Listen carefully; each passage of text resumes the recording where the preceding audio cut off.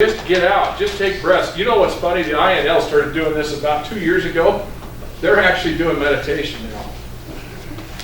And I thought, oh, I can imagine these, these guys out there doing that. But it actually, anybody that owns a Fitbit, a lot of the Fitbits now have breathing.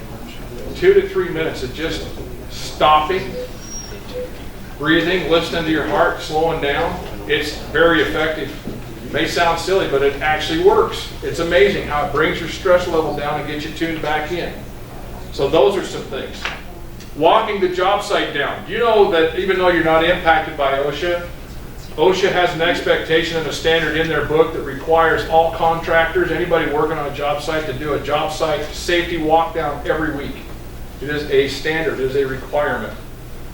You know how many times they go out and find out that they don't even know about it? So we don't point fingers at them. I mean, you don't know what you don't know. There's a lot of stuff out there we don't know, but man, it's made a difference. These guys that say, oh, I didn't know that, we'll start doing that. And they go out and do a walk down. How long does that take? 5, 10 minutes? And then they're going. But they're aware of what's happening out there. What else do you think? Anything else you can do? Do you report things? When you see something that might be a hazard, you see something that may be potential disaster coming or potential injury, do you report that? And who do you report it to and where does it go? We used to have a great reporting system. The problem was you didn't do anything with it. We reported it, hey, that's great, write it down, put it in the log, and nobody would act on it. So it's important to act on it as well. Any other ideas that you can come up with to make improvements out there? Keep each other safe, have a great summer. Not have to report, hey, I just wrecked the truck. Hey, I just ran over so-and-so. They just got hit by this guy. One of them was in a trench, got buried. This guy just electrocuted himself. This guy just soldered his finger. Stuff goes on all the time out there. One last thing I'll leave with you. I had a friend, he was a mentor of mine. His name was Dan Miller, and he always had this story he told about the drama triangle. You're one of 3 people.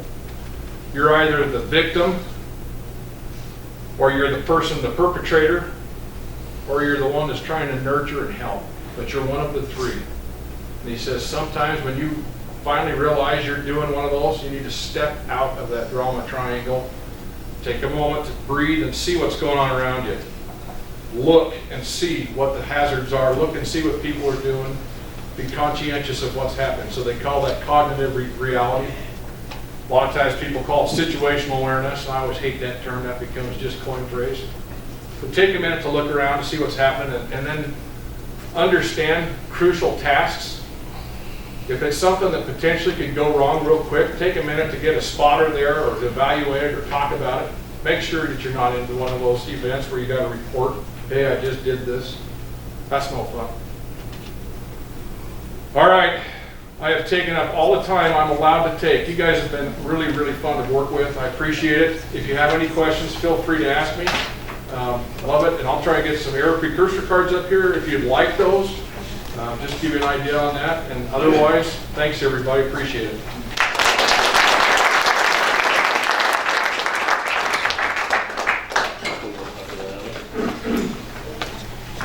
Thank you very much, Mike. We appreciate your being here with us today. If you did not sign in, please make sure that you do so before you leave and grab some food to go that's left. Thank you so much. Have a great day. Yeah, another biscuit. Another